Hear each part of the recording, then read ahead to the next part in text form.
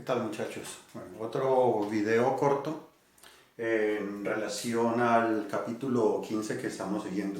Entonces miramos el teorema 1511 de la página 210 del libro. Estoy tapando. Leo despacio. Sea f una función continua en un intervalo cerrado AB. Entonces f alcanza sus extremos absolutos en este intervalo AB. Es decir, van a existir dos números c y d en el dominio punto f, tales que f de c es el valor máximo y f de d el valor mínimo de esta función dentro del intervalo AB. A grandes rasgos, si tenemos una función continua en el intervalo AB, algo así, que este sea el intervalo AB, entonces van a existir dos números, en este caso C y D. C es donde toma el valor máximo, este sería el valor C. El valor D, vamos, este A puede ser igual al mismo D, donde F de C es el máximo valor y F de D es el mínimo valor que toma la función f. A eso es lo que se refiere. Y tiene que ser una función continua. Tiene que ser sobre una función continua. ¿Qué pasa si no fuera una función continua? Pueden entonces surgir, si le quitamos esta condición de la función continua, podríamos estar incurriendo en algo así como lo siguiente.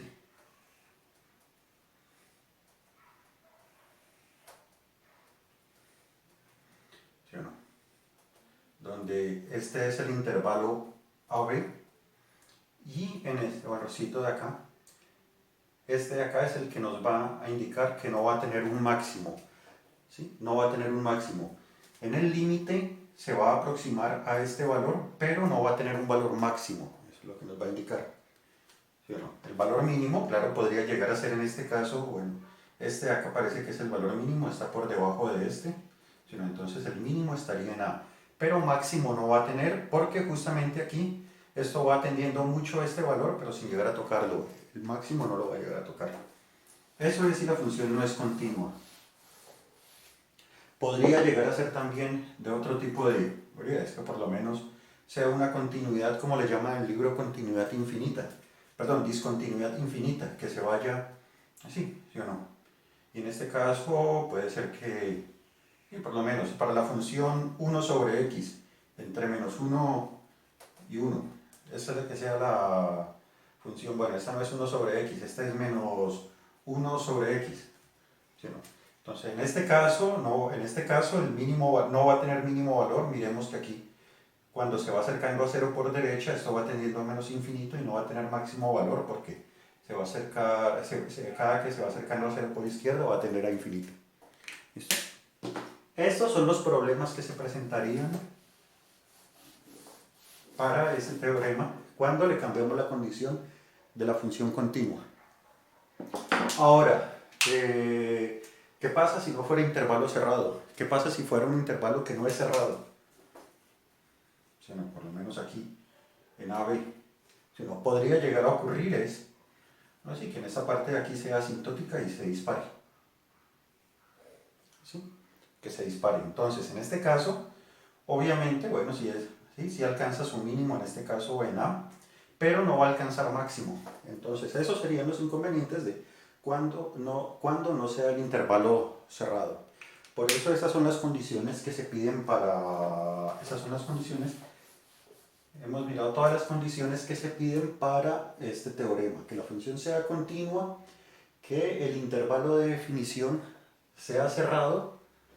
Entonces, con eso podemos llegar a obtener, con eso podemos ya asegurar que esta función va a alcanzar su máximo y va a tener también su mínimo absoluto en algún valor de este dominio del intervalo cerrado.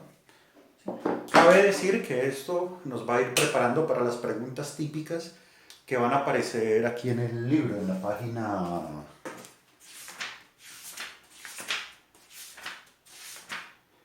en la página 220, los ejercicios 15.3, por lo menos los ejercicios 1, 2 y 3, cada uno con numerales varios, salen las preguntas típicas como que hay los extremos absolutos de una siguiente función y nos van a dar una función no gráfica sino analítica, es decir, una función por lo menos f de x, aquí nos aparece en forma x a la 2 más 1 con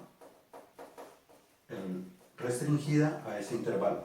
Entonces tendríamos que primero determinar que se cumplen esas condiciones, que la función es continua, que esta función es continua en todo este intervalo de aquí. Deberíamos verificarlo y luego entonces ya deberíamos proceder con los siguientes pasos que van a venir aquí más adelante para identificar dónde es que hay esos candidatos posibles a máximo y mínimo de una función.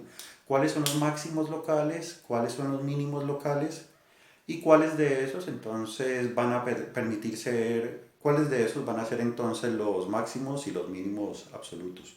¿Sí? Otro tipo de pregunta entonces que nos van a surgir es, encuentre los números críticos, eso ya lo venimos en el siguiente video, que son los números críticos, los puntos críticos, y luego también nos aparece, es determina los puntos críticos de cierta función en cierto intervalo.